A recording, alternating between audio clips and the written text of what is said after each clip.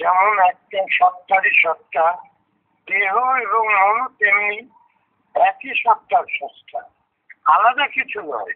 দেহটাই মন, আবার মন হতেই দেহের উদ্ভব। আমাদের এই দেহ এত সূক্ষ্ম সূক্ষ্ম বস্তুর দ্বারা গঠিত, সূক্ষ্ম বস্তুর দ্বারা গঠিত যে তা মনেরই একটা অবস্থা বিশেষ। এত সূক্ষ্ম বস্তুর সৃষ্টি মন হতেই হচ্ছে এবং বস্তুর সমন্বয়ই সঙ্গমেই তা হচ্ছে। কি বলছেন? বলছে মন এমন একটি বস্তু, যে বস্তু সমন্বয়ে এত সূক্ষ্ম বস্তু মন, যে সূক্ষ্ম বস্তুর দ্বারা একত্রিত অবস্থা, তার প্রত্যেকের কিন্তু যে সূক্ষ্ম সূক্ষ্ম বস্তু দিয়ে আমাদের মন তৈরি, সেই সূক্ষ্ম সূক্ষ্ম বস্তুগুলো কিন্তু এত সূক্ষ্ম যে সূক্ষ্মের কোনো হিসাব করা যাবে না। এমন কোনো মেশিন এখনো জন্মায়নি, জন্মাবেও না, চিন্তা নেই, জন্মাবেও না। কারণ মন দিয়ে সব তৈরি করা যাবে, মনকে ওভারকাম করা যাবে না। এটাই হচ্ছে দিকে মনের বিশেষত্ব। মন সবকিছুর ভিতর যাবে, সবকিছু দেখবে, বুঝবে, শুনবে, জানবে, উপলব্ধি করবে, উপলব্ধিতে হবে, তাই দিয়ে দেহ তৈরি করবে। দেহের ইচ্ছা শক্তি বাড়িয়ে মনের ক্ষমতা বাড়ানো। এই যে দেহের যে ইচ্ছা শক্তি, এই ইচ্ছা শক্তির দ্বারা মনের যেমন ক্ষমতাটা বাড়ছে, যেমন দেহের ফোর্স আজকে যেমন দেহকে বলতে পারছে মনকে যে মন তুমি আমাকে নিয়ে চলো, হ্যাঁ, এই যে কথাটা বলতে পারছে, এটা মনেরই আরেকটা পাঠ, আরেকটা অবস্থা। তার কারণ মন সমকুঠি। এখানে একটা ব্যাপার দেখতে হবে যে মন সমকুঠি, অর্থাৎ যেমন এখানে অনেক কিছু বাস্তব জগতের সাথে অনেক কিছু ভাবতে হবে, জানতে হবে, কিন্তু বুঝতে হবে। কিভাবে বুঝবে, কিভাবে জানবে? দেখো, এক একজন বাড়ি করে, এক একজন বাড়ি করে, ঘর করে, বাড়ি কেনে। সেই বাড়ি কেনার পরে তার সামর্থ্য অনুযায়ী ইচ্ছাটা সবারই থাকে যে আমি একটু বাড়িটাকে ভালো করবো। এই যে চাহিদা, এইভাবে প্রত্যেকেই যেমন বাড়ি করে, এই বাস্তব দিয়ে দেখতে হবে প্রতিটি মন তার অনুযায়ী দেহ তৈরি করে নিয়ে তারপরে সে আসে। ভুলে যেও না, বড় খুব সহজ, খুব সুন্দর এবং চিন্তার বিষয়। বুঝতে পেরেছ? প্রতিটি মন কি করে, যখন সে সূক্ষ্ম থেকে সূক্ষ্মতর অবস্থা থাকে, সে যখন নিজে তৈরি হয় নেচারের কাছ থেকে, অর্থাৎ এই শূন্য মার্গ থেকে যখন মন নিজে তৈরি হয়, নিজে তৈরি হতে হতে এমন একটা পর্যায়ে যায়, সেই পর্যায়ে গিয়ে এই যে কোটি কোটি বছর সেই মহাশূন্যে বিরাজ করে, সে যে এত সূক্ষ্ম অবস্থায় যে ছিল, সেই যে সূক্ষ্ম অবস্থা, সূক্ষ্মতর যে তার অবস্থাটা, সে তখন আলো জল মাটি বাতাসের থেকেও আরো সূক্ষ্ম ছিল। আলো জল মাটি বাতাস তার কাছে একসময়, মনের কাছে একসময় এমন ছিল যে ইটা পাথরের মতন। আমাদের কেমন কাছে যেমন ইটা পাথর মনে হয়, ঠিক সেই রকম। যেমন আরো একটা সহজ রাস্তা দেখো, যেমন দেখো সমুদ্রের তলায় কখন কখন একটি বালুকণা এক জায়গায় দাঁড়িয়ে গেছে কেউ জানে না, কেউ খোঁজ রাখে না, কেউ উপলব্ধি করে না। না জিতপুর সেই দ্বীপটা, সেই একটি বালুকণা ঘোলাটে জলে, সেই একটি বালুকণার ঘোলাটে জলটা জমতে জমতে জমতে জমতে একদিন জিতপুর বাসস্থান হয়ে যায়, সেখানে জীব এসে যায়। এই মহাশূন্যের সাগরে এই জীব এইভাবে ঘুরে বেড়াচ্ছে। মহাশূন্যের সাগরে জীব এমন ভাবে ঘুরে বেড়াচ্ছে যে তাকে কোনো যন্ত্র দিয়ে তাকে ধরা যাচ্ছে না। এই বিশ্ব ব্রহ্মাণ্ডে কেউ তাকে ধরতে পারছে না। তার ধরলেই তো সে যখন মনটাকে তৈরি করতে পারবে, জীবটাকে যদি এই জীব তৈরি করতে পারবে, নেচারের হাতে যদি না থাকে, তাহলে তো সৃষ্টিটাই নষ্ট হয়ে যাবে। তাহলে তো গ্যালাক্সির প্রয়োজন ছিল না, তাহলে জনলোক, তপলোক, মনোলোক এদের তো প্রয়োজন ছিল না। তাহলে দেখো, হাজার হাজার সূর্য, হাজার হাজার পৃথিবী, হাজার হাজার গ্রহ নক্ষত্র একটা গ্যালাক্সির ভিতরে আলোড়নে আলোকিত হয়ে নষ্ট হয়ে যাচ্ছে, গুঁড়ো গুঁড়ো হয়ে যাচ্ছে, মিশে যাচ্ছে। এইখানকার যে বালুকণাটা দেখতে পাচ্ছ, সেই বালুকণাটা, এইখানকার যে বালুকণাটা তুমি আই গ্লাসে ধরতে পারছো, সেই বালুকণাটা এই মহাশূন্যে এমন ভাবে ছিল যে যখন এই সূর্যের জন্ম হলো, এমন ভাবে ছিল। কিভাবে ঘুরতে ঘুরতে ঘুরতে ঘুরতে সূর্যের জন্ম হয়ে গেল। দেখো, সূর্যের যে জন্ম হলো, সূর্যের জন্ম হওয়াটা ভিতরে তার যে তেজ, তার যে এটা সবই ঠিক আছে, কিন্তু তার যে দাউ দাউ করে জ্বলছে এবং তার বুকের উপরে যে লক্ষ লক্ষ মাইল পর্যন্ত উপরে উঠে যাচ্ছে, আবার আবাস করে পড়ছে, এই যে তার যে পজিশন, এই পজিশনটা তো তার প্রথম ছিল না। তার তো আস্তে আস্তে আস্তে আস্তে এসে দাঁড়িয়েছে। তখন সে যখন সক্রিয় ভাবে এক জায়গায় সেটিং হয়ে গেল, সেটিং হয়ে যাওয়ার পরে এই শূন্য তাকে কে সেটিং করলো? চিন্তা করে দেখো, এগুলো জানবার বিষয়, বুঝবার বিষয়। কে তাকে সেটিং করলো? তাকে দাঁড় করিয়ে দিল কে? সে যেই দাঁড়িয়ে গেল, সে অমনি সে তার প্রভাবে প্রভাবিত হয়ে, তার আকর্ষণে আকর্ষিত হয়ে অন্য অন্য গ্রহগুলো এসে দাঁড়াতে আরম্ভ করলো। তাদের দৃষ্টিটা তো এইরকমই হয়েছে। কেউ তো ধরে, আমরা যেমন ইট গাঁথি রাজমিস্ত্রিদের দিয়ে, সেরকম তো কেউ গাঁথেনি। এই মহাশূন্যের আলোতে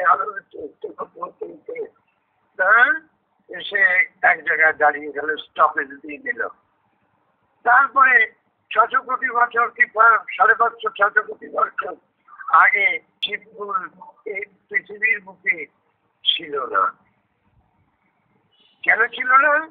তখন ছিল দাউ দাউ করে জ্বলতো, এত গরম। সেই গরমের ভিতরে জীবকুল এখানে টিকতে পারবে না বলে তাই জলাশয় হয়ে ডুবে রইল, 3বার 4বার ডুবে গেল। তারপরে সৃষ্টির শুরু হয়ে গেল। এককোষী প্রাণী বরফ হতে আরম্ভ করলো, সৃষ্টি আরম্ভ হয়ে গেল।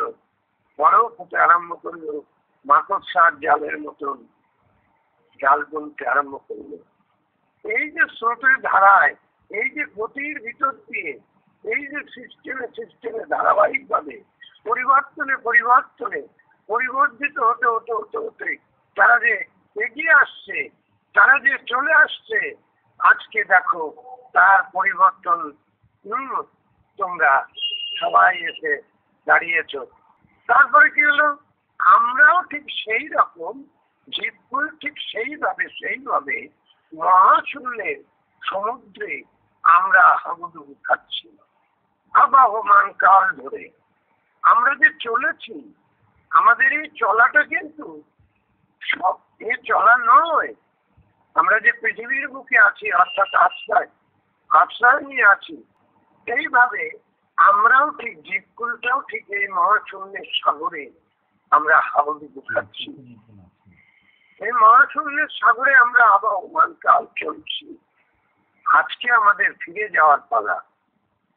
আজকে সৃষ্টির বুকে স্রষ্টার সৃষ্টি হিসেবে আজকে আমরা ফিরে যাব। অর্থাৎ যে জীবকুল অন্য শূন্যের আশ্রয়ে থাকবে, শূন্য ছাড়া সেই একমাত্র তার ফিরে যাওয়ার চান্স আছে। ফিরে আবার সেই জায়গায় সেই শূন্যের সাথে মিশবার যতদিন পর্যন্ত এই সুযোগটা না আসে ততদিন পর্যন্ত জীবকুল আসবে যাবে, আসবে যাবে, আসবে যাবে। তার জন্যই তো জন্মসিদ্ধ মহানরা আসেন, আমাদের আশীর্বাদ করেন, আমরা তানাদের আশ্রয়ে আশ্রিত হয়ে তানাদের কৃপা বলে আমরা চলে যাই। এইভাবেই সৃষ্টি এগিয়ে চলেছে আবাহমান কাল ধরে। তাই দেখো, আমরাও চলে যাব, হয়তো দেখা যাবে আরো কত কোটি কোটি বছর পরে, হ্যাঁ, আবার এই পৃথিবীর নিচে অতি সূক্ষ্ম বস্তু হচ্ছে আমাদের এই মন। আমাদের এই দেহ একদিন মনের আকারে অতি সূক্ষ্ম অবস্থায় ছিল, যন্ত্র তার নাগাল পেত না, সেখানেও মন ও চৈতন্য ছিল। এই যে সূর্যের আলোতে কত অগণিত ধুলাবালি বেঁচে বেড়াচ্ছে, ওইসব ক্ষুদ্র ক্ষুদ্র পদার্থে মনও ঘেঁটে বেড়াচ্ছে। আজকে যেসব দেশ দেখতে পাচ্ছি, এইসব দেশই একদিন নদী বা সমুদ্রের ভিতর চিনির শরবতের মতন ন্যায় ঘোলাটে অবস্থায় ছিল। সেই সব ক্ষুদ্র কণাগুলি একত্রিত হয়েই দেশের পর দেশ গড়ে উঠেছে। আমাদের মনও তেমনি বিশ্ব সমুদ্রে ঘোলা মাটির মতো ভাসমান অবস্থা, আপন মনে নিজস্ব গতিতে এই মহাশূন্যে ঘুরে বেড়াচ্ছে। মন্থনে যেমন দুধ হতে মাখন জমাট বাঁধতে থাকে সমুদ্রের ঘাটে, মন অনুযায়ী মনের অণুগুলো ভাসমান ছিল এই মহাশূন্যে। এই জগৎটাও একদিন অতি সূক্ষ্ম আকারে ছিল। শাস্ত্রে অনিমা লঘিমা প্রভৃতি যেসব সূক্ষ্ম শক্তির নামকরণ রয়েছে তার চেয়েও অনেক সূক্ষ্ম আকার নিয়ে একদিন সবাই আমরা ভাসমান ছিলাম। মহাকাশের সর্বোচ্চ তখন আমাদের অবাধ গতি ছিল। সেদিনকার সেই অবাধ গতি আজও আমাদের মাঝে বিদ্যমান। আমাদের দেহ আজ জমাট বেঁধে গেছে। আগের সেই সমুদ্র সূক্ষ্ম আকার আর নেই, তাই চলছে গিয়ে দেয়ালে ধাক্কা খাচ্ছে। কিন্তু মন আমাদের আজও সেই সূক্ষ্ম আকারেই আছে। মন তাই কোনো বাধা মানছে না। কখনো সে চলে যাচ্ছে সূর্যে, কখনো বা চন্দ্রে। মনের সাথে সাথে দেহে কিছুটা অংশ চলে যায়। মনটা তো দেহেরই সুবাস, সবকিছু মন অনুযায়ী চলে যায়। আমাদের এখানকার এত অভাব, দুঃখ, দুর্দশা, এত শত দুর্ভোগ ভুগেও মনের সামান্যতম অংশ মেটে না। খরচ হয়, মনের বাকি সবটাই পড়ে থাকে। সেই মন ব্যয় হবার আগেই আমাদের দেহ শেষ হয়ে যায়। মুনি ঋষি বা অবতারদের ঝন্টুদা, বলছি এই প্যারাগ্রাফের এই প্রথম যে লাইনটা ছিল না, আছে মন অনুযায়ী মনের অণুগুলো ভাসমান ছিল এই মহাশূন্যে। মন অনুযায়ী ব্যাপারটা কি?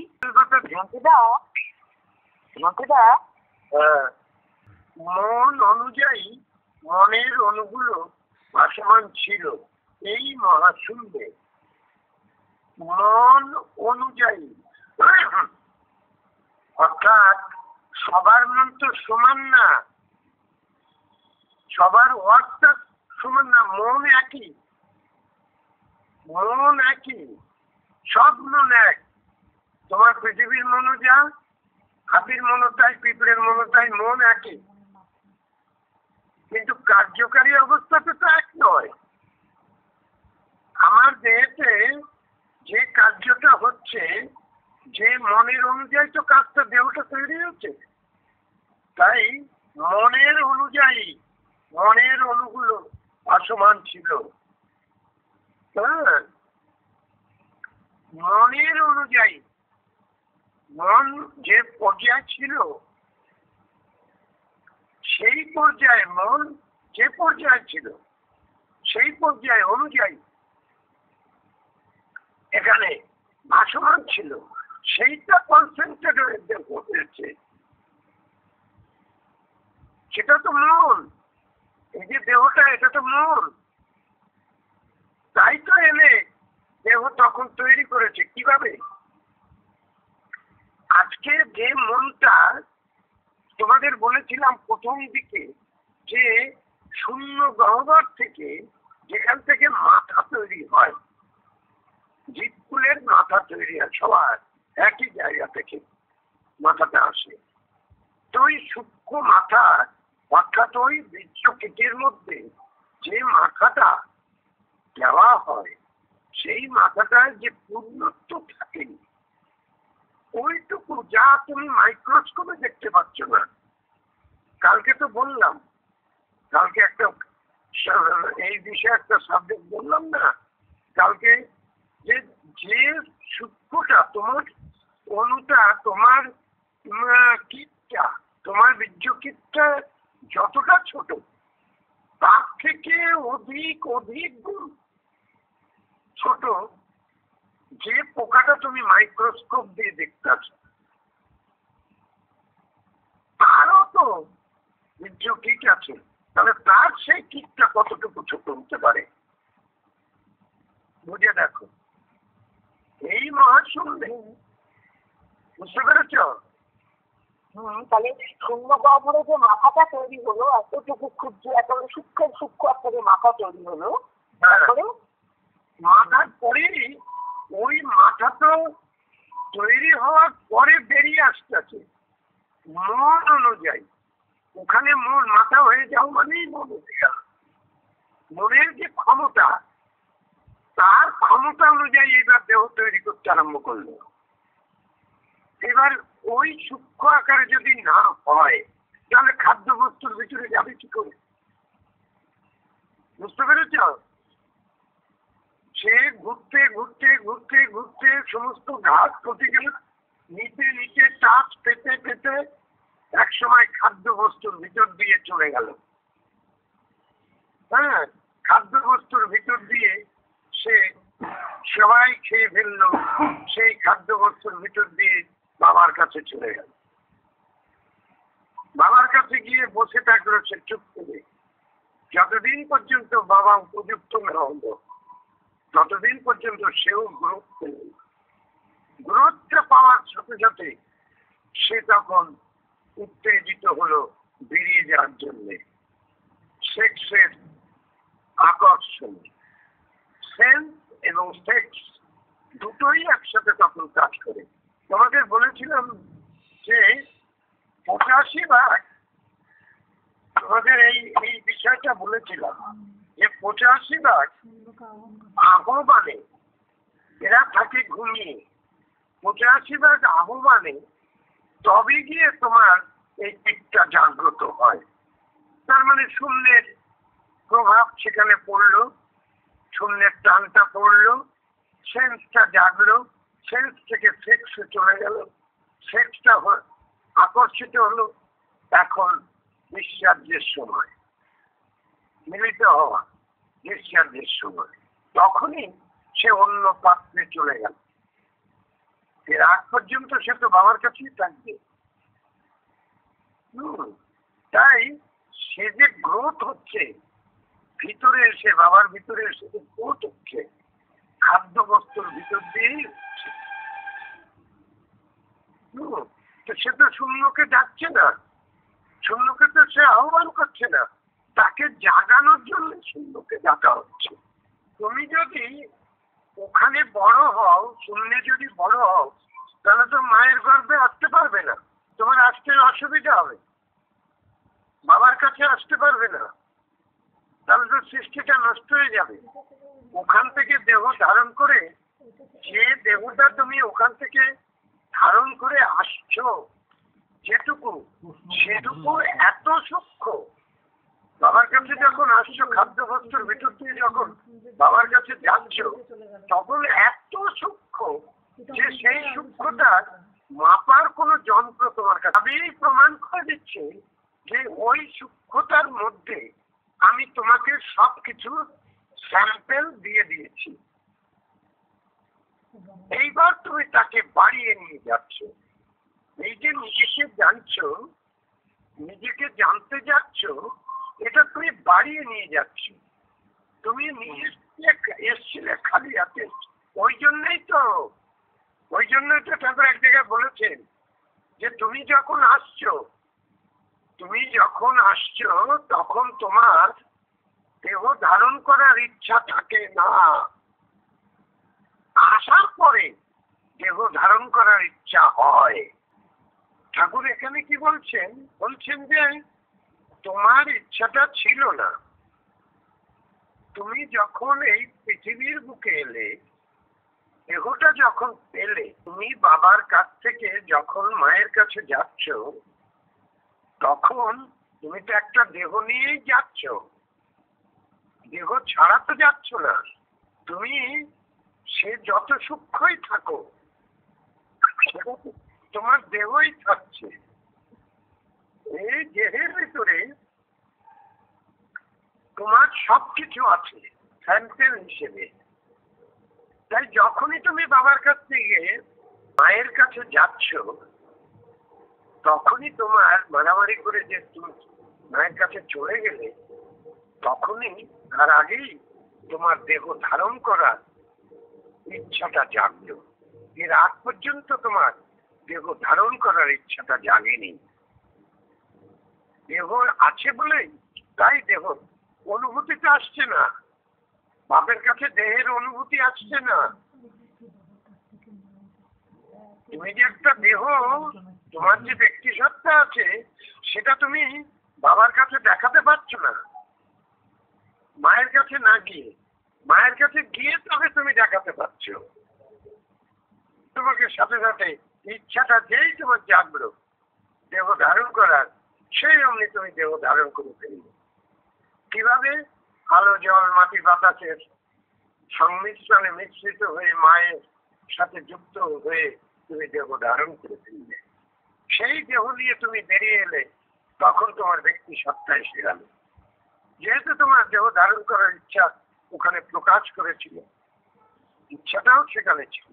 এখানে বলছে মন অনুযায়ী মনে অনুগুলো ভাসমান ছিল এই মহাশূন্যে। মন অনুযায়ী অর্থাৎ যে কোনো জীব, যে কোনো বীজ, অর্থাৎ তুমি যত ছোটই থাকো না কেন, তুমি যে মারামারি করে যে তুমি যে গেছো মায়ের কাছে, যে মারামারি করে যে তুমি গেছো, তোমার যাওয়ার ক্ষমতাটা তোমার ছিল। তাহলে মারামারি করার ক্ষমতাটা আছে, তাহলে মনও আছে। মন না থাকলে তুমি মারামারি করে যাবে কেন? তোমাদের মনও দরকার, সবই আছে, ইচ্ছা শক্তি দরকার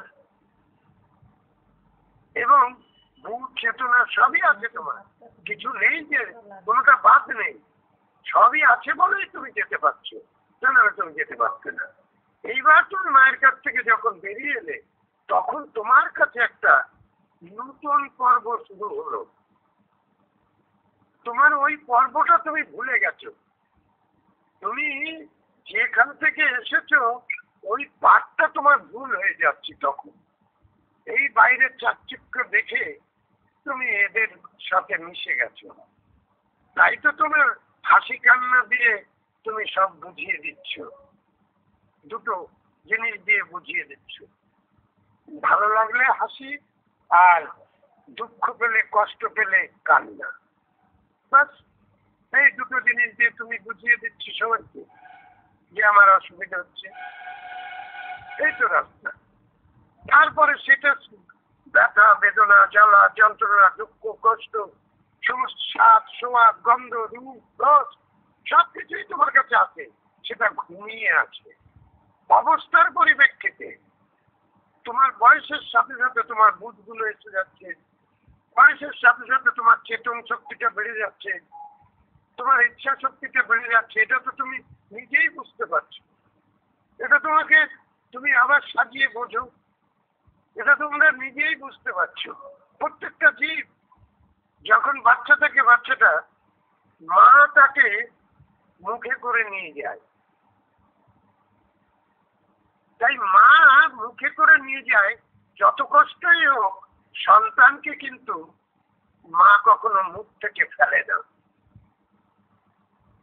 তবু যখন সেই সন্তান বড় হয়ে যায়, মা কিন্তু সন্তানকে কাছে রাখে না। তার কারণ সে কাছে রাখে না একটি মাত্র, সব থেকে বড় কারণ সে তখন খাবার দাবার নিজেই গুছিয়ে খেতে পারবে, স্বীকার করতে পারবে। তার সেটার সুযোগটা সে পাবে। তার কারণ আবার এদিকে অন্তর নিহিত সুরে আসো, সেও তো মা হবে। সিস্টেমটা তো এরকম, সেও তো মা হবে। তাই দেখো প্রত্যেকেরই বুঝের মাত্রাটা কিন্তু আলাদা। একই মা, হ্যাঁ, সন্তান 10টা সন্তান 10 রকম, 10 রকম চেতনা, 10 রকম চৈতন্য। কেউ ডাক্তার, কেউ কবিরাজ, কেউ হাকিম, কেউ জজ, কেউ ব্যারিস্টার, কেউ চোর, কেউ ডাকাত। 10টা সন্তান 10 রকম মন অনুযায়ী। মন অনুযায়ী তুমি তাকে, হ্যাঁ, তুমি তাকে অস্বীকার করতে পারবে না, তুমি তাকে স্বীকার করে নেবে। কারণ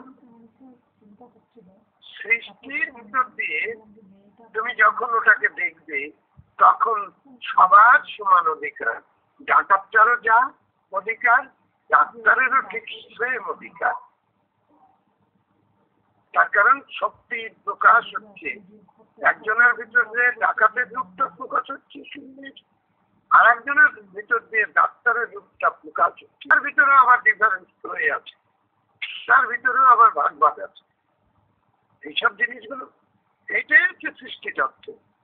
সৃষ্টি তত্ত্ব যখন তুমি শুনবে বা যখন তুমি সৃষ্টি তত্ত্ব নিয়ে বুঝবে, স্বচ্ছতা না থাকলে তুমি এর ভিতরে ঢুকতেই পারবে না, ঢুকতেই পারবে না। এর সমতার যে সুর, সেই সুর তোমাকে ভিতরে রাখতে হবে। ডাকাতের মূল্য তোমার কাছে সমান, ডাক্তারের মূল্য সমান, একই পর্যায়ে যাবে। একটা পিঁপড়ের অধিকারও যা তোমার অধিকার পাই, সেই পজিশনে যাবে। তুমি এসেছো তোমার জায়গায় থেকে, তোমার ব্যক্তিত্ব বজায় রেখে, তুমি তোমার ব্যক্তিত্ব বজায় রেখে ইন্ডিভিজুয়ালিটিকে বুঝিয়ে জানিয়ে জাগিয়ে প্রত্যেক ইন্ডিভিজুয়ালিটির ব্যক্তিত্ব সমান ভাবে রেখে রেখে রেখে রেখে এগিয়ে যাচ্ছে। এটাই হচ্ছে দেখে সৃষ্টির আশ্চর্য ঘটনা। আর একটা আশ্চর্য ঘটনা এটা, তার কারণ ব্যক্তিত্ব রেখে রেখে সে চলেছে। তুমি বুঝতে পারো চাই না পারো, শূন্য মার্গে তার ব্যক্তিত্ব সে রেখেই চলেছে। প্রতি মুহূর্তে তার ব্যক্তিত্ব রেখে যাচ্ছে। চুরি করে চোর, তার মনের যে ভাব, সেই মনের ভাবে সে তৈরি হয়ে যাচ্ছে। হ্যাঁ, চোরও সেই চুরি করেও সেই ছুড়ে যেতে পারবে, তবে টাইম প্রচুর লাগবে, প্রচুর টাইম লাগবে। সাজা আছে, সেজে আছে। কেমন সুন্দর দেখো তো, সাজা আছে, অর্থাৎ তোমার দেহের ভিতরে সাজা আছে, তুমি অবস্থার পরিপ্রেক্ষিতে সেজে যাচ্ছ। কত চমৎকার সুন্দর, কি সুন্দর জিনিস। তোমার ভিতরে যদি না থাকতো, তাহলে একটা কথা ছিল, তোমার ভিতরে সব আছে, বিশ্ব ব্রহ্মাণ্ডের সব আছে, তুমি সেজে আছো, আবার সেজে যাচ্ছ, সাজছ। কিভাবে সাজছ? যখন কিছু হচ্ছে, কোনো একজনের কথা উঠল, তোমার সাথে কথা হচ্ছে। তাই আমি লিপিকে একটা ফোন করি তো, আমি সিনিকদাকে একটু জিজ্ঞেস করি তো, সুন্দরভাবে এগিয়ে যাওয়াটা এইটাই হচ্ছে নিজেকে জানা। নিজেকে জানা মানে নিজেকে বোঝা। আমি কিভাবে জানছি, কিভাবে বুঝছি, আমার এটা জানলো কিভাবে। মনের সেন্সেশনে এই দেহটা তৈরি করা। হ্যাঁ, এই দেহটা সূক্ষ্ম ছিল, সেই দেহটা তৈরি করা। এ তো এক্সট্রা কিছু পাচ্ছে না। এই দেহটা যা তৈরি করে নিয়ে এসছে মন, সেইটুকুই আছে, তার থেকে ক্ষয় হয়ে যাচ্ছে। তাই ক্ষয়টা ঠাকুর এখানে কি করলেন, ক্ষয়টা যাতে কম হয়। ক্ষয়টা এই যে আমরা রান্না বাড়ি, খাওয়া দাওয়া, থাকা চলা, এদিক ওদিক করে করে যে ক্ষয়টা আমরা করেছি দেহের, সেই ক্ষয়টা খানিকটা পূরণ করবে শূন্য।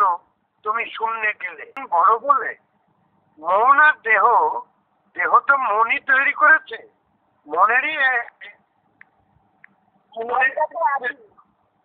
মনটা দেহ তৈরি করেছে তার সেন্সেশিত অবস্থায় দেহ তৈরি করেছে তার উপযোগী করে। যার যার মন তার উপযোগী করে সে তৈরি করেছে।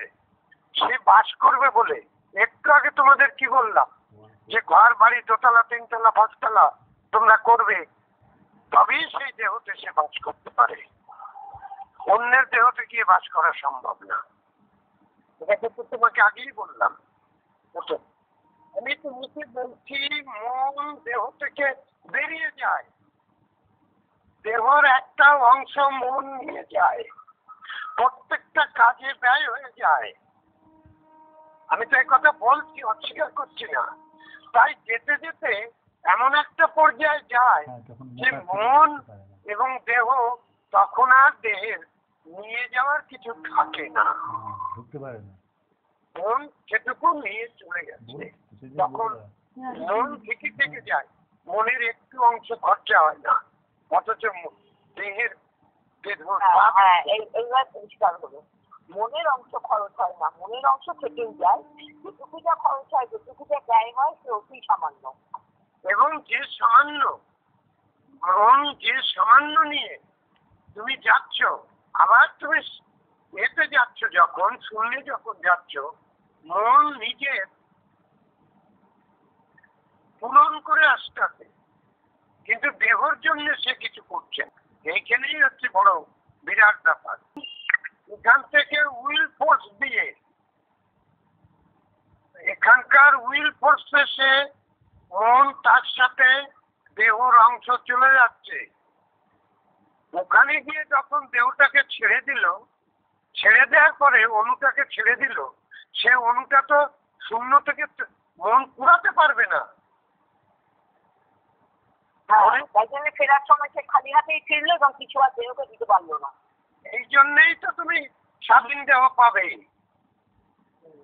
তুমি যদি ওখান থেকে নিয়ে আসো, তাহলে তো তুমি আবাহমান কালে এখানেই থেকে যাবে, তোমার দেহ তো এখান থেকে জমা পাচ্ছে পারবো না। বুঝতে পারো নাই? হ্যাঁ, বুঝেছি।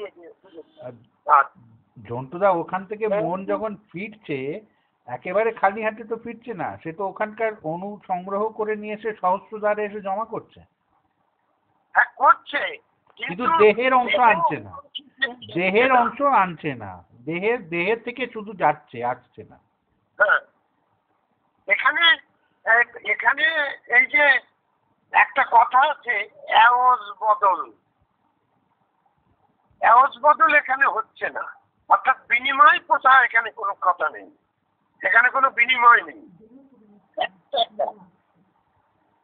তুমি খালি দিয়ে আসছো অনুগুলো, তুমি মন সেখানে গিয়ে ছেড়ে দিয়ে চলে আসছে, শূন্যের সাথে কারবার করছে, শূন্য কথা বলছে, শূন্যের সাথে চলছে। মনই ঋষি বা অবতারদের যে মন, সেই মন আমাদেরও মাঝেও বিদ্যমান।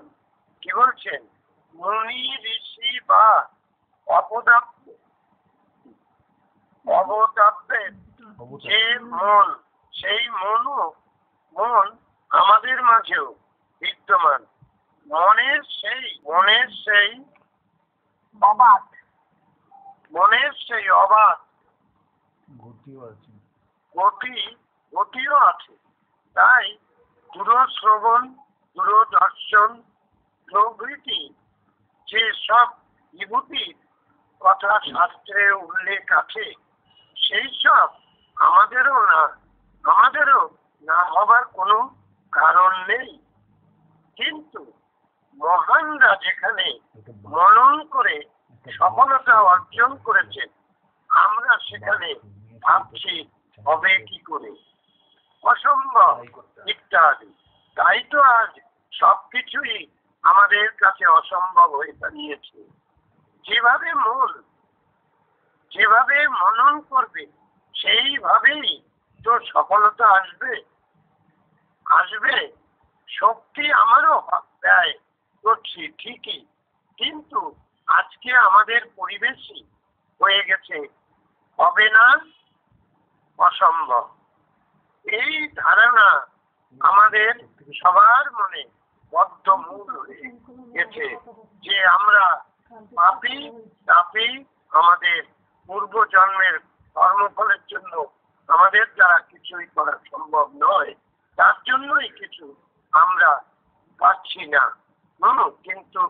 কিন্তু না হবার সত্যিকারের কোনো কারণ নেই। তাহলে দেখা গেল আমরা কখনোই আর হবে না বা হতে পারে না এই চিন্তা ভাবনা আমরা করব। এটাই এখানে বোঝা গেল। এই চিন্তা ভাবনা করলে আমাদের বিরাট ক্ষতি হয়ে যাবে। তাই আমরা সেই চিন্তা ভাবনা করব আমাদের সব সময়, যাতে আমাদের ধারণা থাকবে, মন থাকবে, বুঝ থাকবে, চেতনা থাকবে, উইলফোর্স থাকবে যে আমরা পারবো এবং হবে। এই জিনিসটা আমাদের ভিতরে থাকবে। এই জিনিসটা যদি না থাকে তাহলে আমরা এই কাজটা সফলতা অর্জন করতে পারবো না। তাই আমাদের সবসময়ের জন্য গুরু আছেন এবং আমরা যেটা সামনে পড়ে সেটা দিয়েই আমরা ধীরে ধীরে সেই জায়গায় পৌঁছাবো, সেই জায়গায় যাব, সেই অবস্থায় ঘুরবো, সেইভাবে আমরা দেখব।